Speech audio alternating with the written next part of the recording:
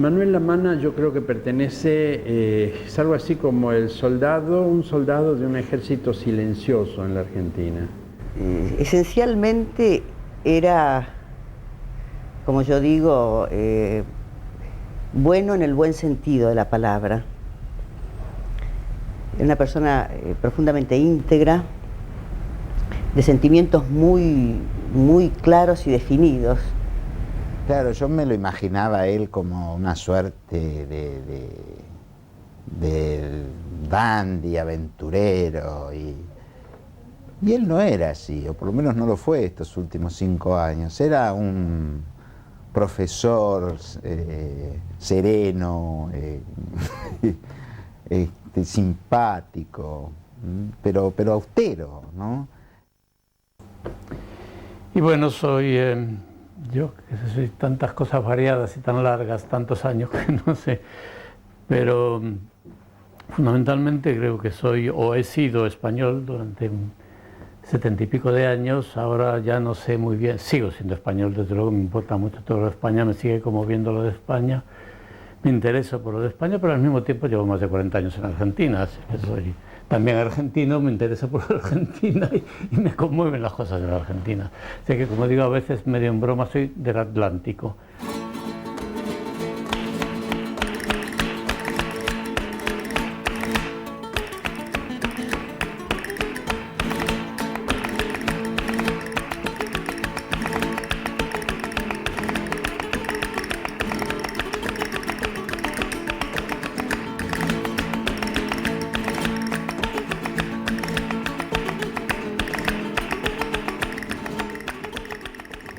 Sí, que es la fuga famosa. No, creo que vas a parar ahí. Bueno. Bueno, sí, estoy un poco cansado. En realidad no lo cuento tanto porque no me gusta contarlo, pero hoy lo voy a contar, está bien. Lo voy a contar un poquito.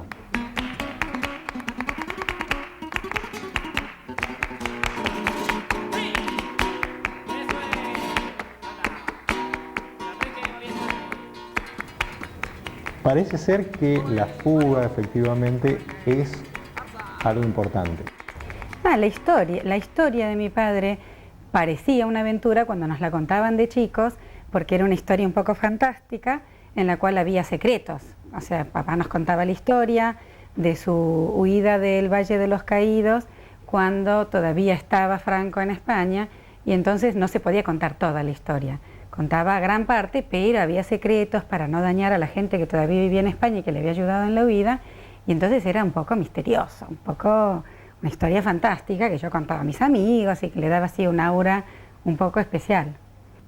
Cuando, bueno, uno se mete en clandestinidad, como decíamos allí, duramos más o menos 2 años, lo demás es propina. Bueno, nuestra propina estaba ya excedida cuando nos detuvieron y caímos 14 en aquella, casi todos miembros del Comité Nacional de la Fuga, ¿no? Alguno de los Comité Nacional se escapó, se salvó por suerte, pero... Y bueno, pasamos por la muy docta Alcalá de Henares, pero en la cárcel, no a la universidad. Y de ahí nos trasladaron a Madrid para juzgarnos en Madrid. Pasé por Carabanchel, la prisión que todavía sigue existiendo. Y una vez condenados y ratificada la condena, nos mandaron a campos de trabajo. Y a mí me tocó, como campo a mí, a Sánchez Albornoz y a Ignacio Faure, 3 compañeros, nos mandaron al Valle de los Caídos, conocido también por Cuelgamuros, que es donde se estaba construyendo la tumba de Franco y de José Antonio Primo de Rivera. Pero estaba prohibido que nos comunicáramos para que no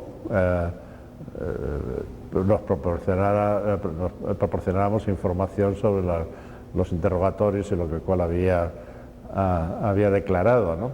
Para que no nos concertáramos ante la policía, ¿no?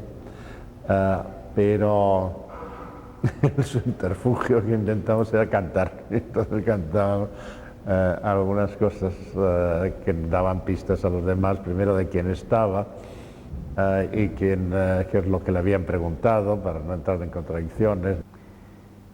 Y bueno, como todo preso, sobre todo ese preso político que se considere, lo primero que uno piensa es en fugarse. es una cosa natural, claro, no hemos luchado por la libertad para que nos metan presos, hemos luchado por la libertad para seguir siendo libres, ¿no? Y ser libre dentro de una cárcel es muy difícil, entonces, ¿no? Y además se presentó una situación que había un congreso internacional de estudiantes en París, y de París los compañeros del exilio pidieron a los del interior que fuera una representación del interior a ese congreso, y bueno, los del interior consideraron que ellos tenían mucho que hacer y que los que estábamos presos no teníamos nada que hacer, que era mejor sacar a algún preso y mandarlo para Francia. Y bueno, se tardó varios meses en preparar todo esto, ¿no? Pero se consiguió, se coordinó todo de manera tal que pudimos escaparnos un domingo. Y es a través de Manolo y de la novia de Manolo, Aurora, que establecemos el contacto con los compañeros de París y decimos, bueno, estamos dispuestos a irnos, pero claro, tenéis que echarnos una mano. Y ahí es cuando ellos organizan la venida de Paco Genet con estas dos chicas americanas con un automóvil, y nos comunican a través de Aurora, y con esos códigos un poco infantiles, pero en fin, que son eficaces, de que, bueno, de que estaban ahí, que nos iban a esperar en el Escorial a las 10 de la mañana del domingo, y que ahí, hasta ahí teníamos que llegar nosotros, ¿no? ¿Cómo fue? Y con Norman Mailer, con el escritor, nos fugamos en el coche de Norman, ¿no? Y el coche conducido además por la hermana de Norman y por Barbara Probst, que fue corresponsal de Estados Unidos. Bueno, ha publicado varias novelas, fue periodista y sigue siendo por las cosas españolas del New York Times, creo que no estoy seguro de qué. Y es muy curioso porque una de las novelas cuenta la fuga, su versión, con la que no coincido del todo, pero en fin, en la que aparecemos Nicolás Sánchez Albornoz y yo con nombre y apellido como personajes de la novela. Así que no solo es que es novelesca la fuga, es que además estamos en una novela. Pero claro, yo he escrito este libro que querías que lo y otros hombres, que también está centrado no en la fuga, sino en todo ese periodo, ¿no? Y también cuento la fuga, mi versión, sin demasiados detalles. Que no. Bueno, tardamos, ¿qué voy a decir? Que tardamos 3 días en llegar hasta Francia propiamente, que estuvimos perdidos en los Pirineos, 3 días sin comer, porque claro, que íbamos a comer en los Pirineos, sí. Por suerte llovía bastante y agua no nos faltó.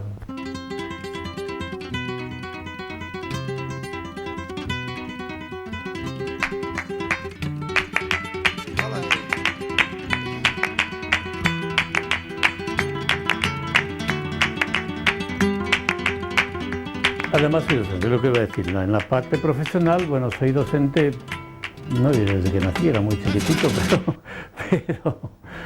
pero lo he sido toda mi vida, es decir, para ganarme la vida después de volver del primer exilio. Fui celador en mi colegio, mi docencia empezó con eso, ¿no?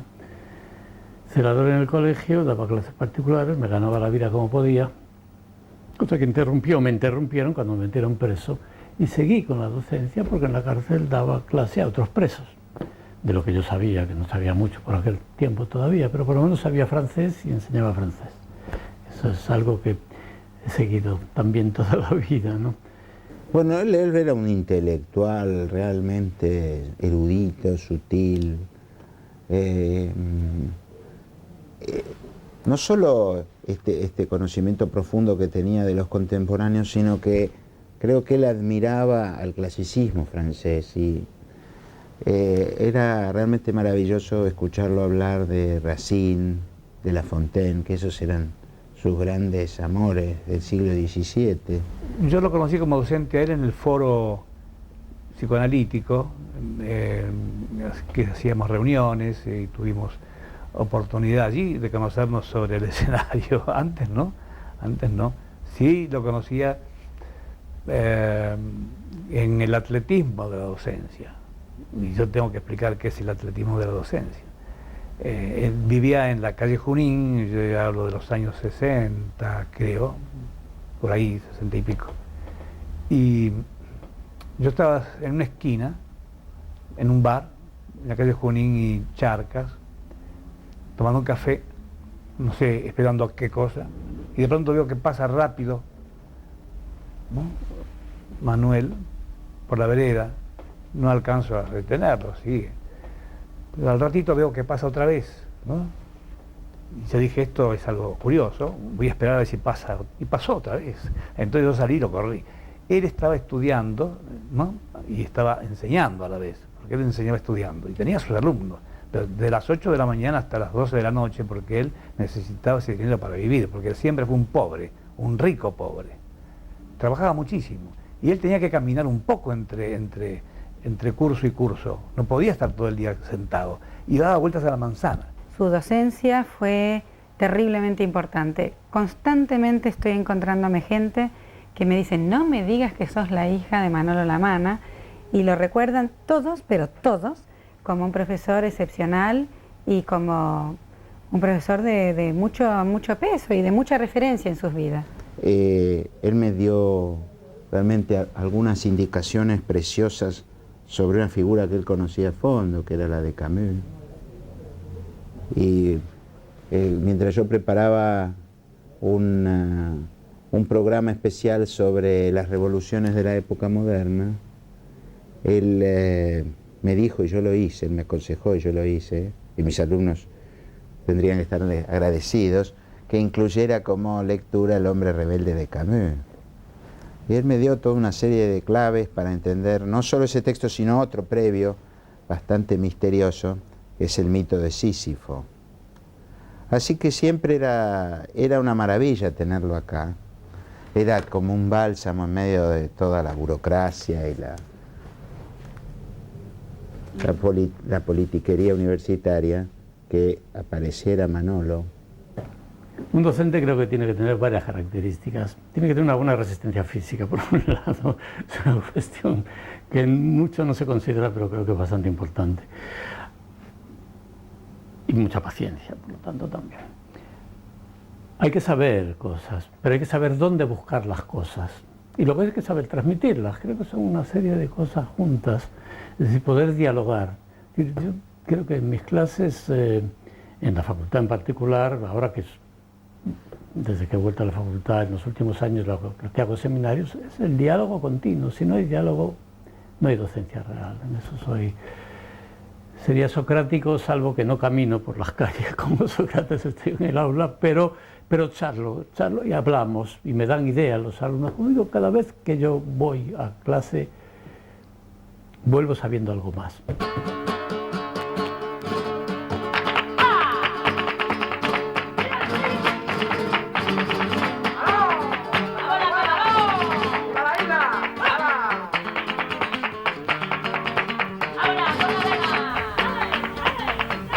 Digamos, las pasiones académicas o profesionales, que son de las que elijo hablar, eran fundamentalmente la lengua, en el sentido de o sea, realmente la lengua como si fuera una arcilla, y una arcilla que se puede modelar de muchas maneras distintas. Entonces se puede modelar cuando se traduce, se modela cuando se habla, se modela cuando se escribe, se modela cuando se lee, se modela cuando se reflexiona acerca de... Pero la lengua misma como objeto, porque también él tenía una pasión muy grande por... Yo me acuerdo cuando era chico, yo tenía 6 millones de faltas de ortografía, y él me insistía en que en realidad la ortografía era algo totalmente lógico, que no había ningún problema en las faltas de ortografía, sino que cada palabra tenía una razón de ser y que lo que voy a hacer era sencillamente saber etimología, y con la etimología se solucionaba todo. Entonces, bueno, esto estaba presente todo el tiempo, la reflexión sobre lo que era cualquier palabra en cualquier lugar. Yo diría que fueran a ver sus trabajos de traducción. Ahí es donde yo creo que se ve la precisión con la que él trabajaba y además la generosidad con que lo hacía. Porque una empresa realmente de traducción es de por sí ímproba y nunca lo suficientemente bien reconocida. Salvo en algunos países donde se ha hecho una tradición muy fuerte de las traducciones, en algunos lugares de Italia, en Inglaterra. Cortázar en su momento le dio a la traducción, Cansino Sassens, por ejemplo, en España, le dieron a la traducción la dimensión que debiera de tener, y que con Manolo la tuvo, ¿no? Porque los textos que él tradujo, textos muy complejos, que están brillantemente bien traducidos y vertidos a la lengua española, ¿no? Sin galicismo, bueno, eso también era lo extraordinario de él, ¿no? Tan hispánico en su austeridad, en su llaneza, en su franqueza, y sin embargo tan buen conocedor de los franceses con todos sus repliegues. Y yo creo que dejó una marca de interés, de cierto tipo de intereses, que de no haber estado él por ahí no se hubiera producido. En el sentido, por ejemplo, de su relación con la literatura francesa, que fue muy importante porque en el momento en que él llegó y antes de entrar a la facultad, antes de ingresar a la facultad, la literatura francesa era aquí una especie de reducto de una pobreza infinita, ¿no? Yo la cursé como estudiante, me interesó a mí personalmente porque era un lector voraz y quería saber de todas las literaturas, pero lo que era la enseñanza propiamente dicha, la cátedra propiamente dicha, era de una pobreza radical, ¿no? Cuando se abre un poco el esquema de la facultad, digamos, desde el 55, 56 en adelante, es un poco Manuel el que recoloca la literatura francesa, con la que tenía una frecuentación directa, puesto que era traductor, puesto que era su universo, digamos, su universo secundario, su universo, diríamos, profesional. Yo creo que su universo primario fue la España perdida. Ese fue su universo primario. Y su universo secundario fue la cultura francesa, la literatura francesa, de la que fue un practicante continuo y, digamos, que con mucha generosidad desplegaba ante los estudiantes todas las posibilidades que la literatura francesa en su contemporaneidad presentaba.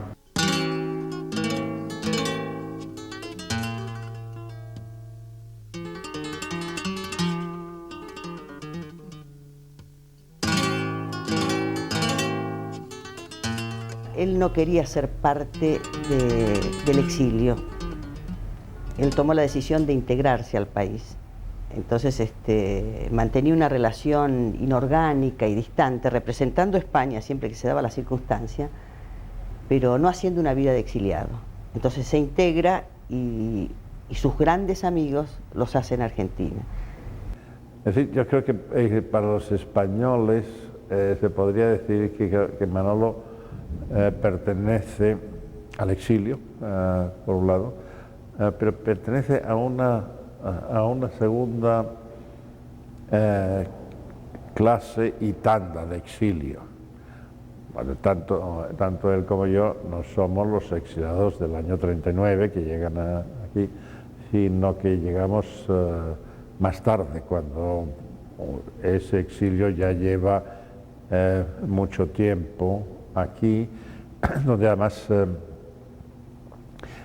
una parte de los exiliados, por desgracia, habían desaparecido, porque claro, los que tenían más edad, pues en el año 48 o 49, 50, cuando llega a Manolo, pues habían desaparecido por razones elementales. Y también un exilio diferente porque los exilados habían dejado España el año 39 y no habían conocido, quizá para su suerte, el franquismo, mientras que nosotros habíamos salido del franquismo, teníamos una experiencia directa de lo que los españoles estaban pasando en ese momento. Cuando parte de sus hijos se van a España por el exilio en Argentina, él tiene ahí una decisión fuertísima, ¿no? Si se queda acá o se vuelve a España.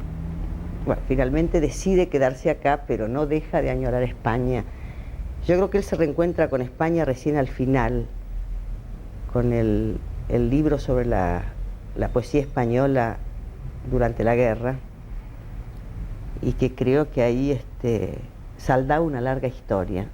Manuel no podía hablar de España, no podía ver películas sobre España. Lloraba profundamente después de ver las películas, pero lloraba casi a los gritos, cosa que a mí me desgarraba.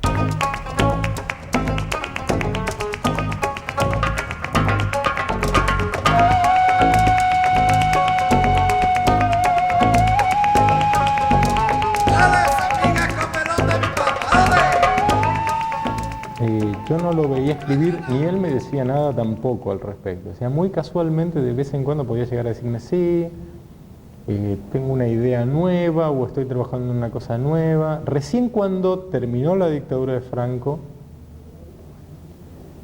desgraciadamente vino la nuestra, y cuando terminaron las dos dictaduras, es como que él empezó a ponerse nuevamente en movimiento. Porque yo creo que durante todo ese tiempo él estuvo como refugiado en su casa y en las cosas que él podía hacer humanamente en el ámbito que él le tocaba, porque claro, en España estaba todo mal, después acá estaba todo mal, entonces la sensación de poder crear intelectualmente, porque una cosa es dar clases de francés, que no puede querer mucho a sus alumnos o divertirse ocasionalmente con un grupo, y otra cosa es tener un espacio que esté motivándolo a uno a hacer. Así que yo como escritor no supe nada hasta que él logró volver a España. Entonces ahí se volvieron a imprimir los libros de él en España. Él me comentaba de algún lugar donde él había presentado algún trabajo. Entonces, digamos, después de las dictaduras empezó a moverse de nuevo todo eso. En cierto momento, él me dice, bueno, yo te voy a traer los libros que tantas veces me pediste. Nunca me lo había querido mostrar. Y me trajo el libro que él tenía escrito sobre este problema, sobre su vida en España, en la época de la guerra, y su huida de España y su campo de concentración. Y además me trajo otro libro, el libro del padre, que es un diario, ¿no? Que es yo diría que aquí había que romper la modestia, Manolo, para agarrar los dos materiales y hacer un extraordinario material. Bueno, ¿qué voy a decir? Pues también está marcada, en mi caso, un poco por la ruptura. Es decir, yo no soy un Balzac apasionado que escribe pase lo que pase. No, yo tengo que estar un poco en paz y tranquilo. Si no, no escribo y voy metiendo por los cajones y van quedando cosas. Pero este primer libro, El Otros Hombres, donde cuento, era una especie de obsesión de tener que decir qué me había pasado en clandestinidad, en la fuga y mi encuentro con el exilio. Y bueno, lo vertí al papel. Lo empecé en Londres, vine a América, a la Argentina, en barco, es la única vez que he hecho ese traslado en barco. Después siempre es muy aburrido viajar en barco, ¿no? Es decir, la gente lo idealiza mucho, pero es un plomazo terrible. Y fui escribiéndolo, y bueno, y poco antes de llegar a Buenos Aires lo tiré por la borda, se lo di a los pececitos. Y lo reescribí totalmente en Buenos Aires, ya con toda la tranquilidad, con todo el encuentro con Buenos Aires, con todo el descubrimiento que iba haciendo Buenos Aires, con todas esas cosas, ¿no? Pero ya en una casa organizada, una familia con la que convivía, en fin, ya era una situación en la que sí ya podía ir escribiendo algo, ¿no? Y bueno, y al cabo de los años salió mi otra obsesión, al tiempo que, entre otras, ¿no? En vida larga hay muchas cosas, que fue la guerra de España. Entonces lo que hice fue no la guerra en el frente de batalla, esas cosas, sino qué le pasa a un niño en la guerra, ¿no? Y es lo que traté de hacer. Y bueno, creo que me salió moderadamente bien. Me gusta más que Los Otros Hombres, más que la primera novela. Creo que había aprendido un poco más a escribir y tuvo menos éxito, tal vez porque sobre la guerra se han escrito tantas cosas, pero sobre la clandestinidad no. Entonces el libro sobre la clandestinidad tuvo su repercusión y más de una edición y todo eso.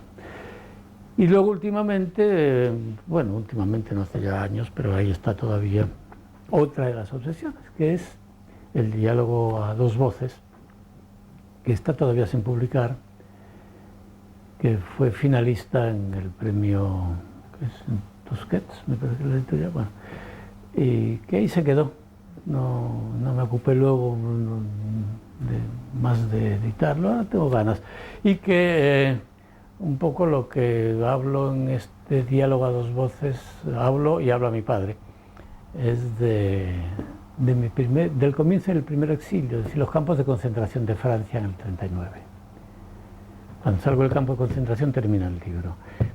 Está basado en buena medida en el diario que escribió mi padre, que estaba en otro campo de concentración. Desde que nos separamos en el norte de España, cerca de la frontera, en Figueras, al final de la Guerra de España, hasta que volvemos a encontrarnos varios meses después, cerca de Carcassona, en un pueblito donde estuve yo exiliado unos años, ¿no? Su presencia, le agradecería a Manuel su presencia, que uno sentía como fuerte, sólida, personal. A mí lo que más me importaba de Manolo era su bondad. Era un hombre bueno. Sintetizar un legado de una vida tan compleja, uno de ellos es el ser consecuente con sus ideas, sin lugar a duda. Otro es la seriedad y el respeto frente al conocimiento.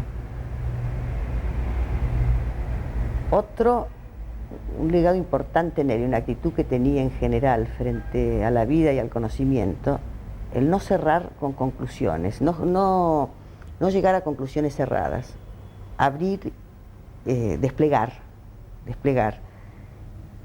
y desplegar el conocimiento, desplegar la participación.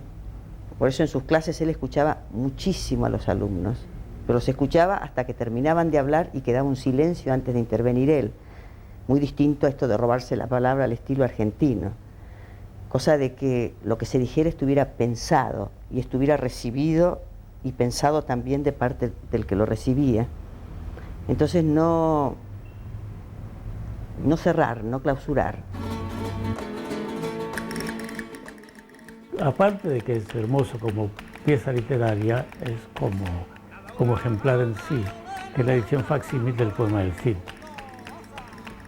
Y está ahí. Por eso lo digo, como cosa hermosa en todos los sentidos, está.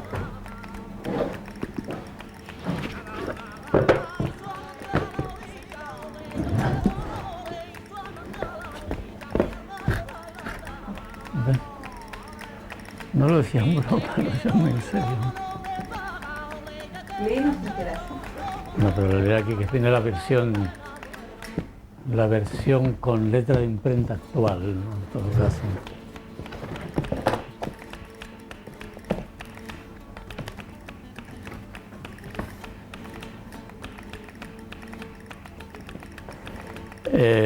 Obviamente es castellano antiguo, no tengo ni que decirlo, ¿no? La edición hecha en castellano moderno está también ahí atrás, pero de una editorial actual, completamente distinta.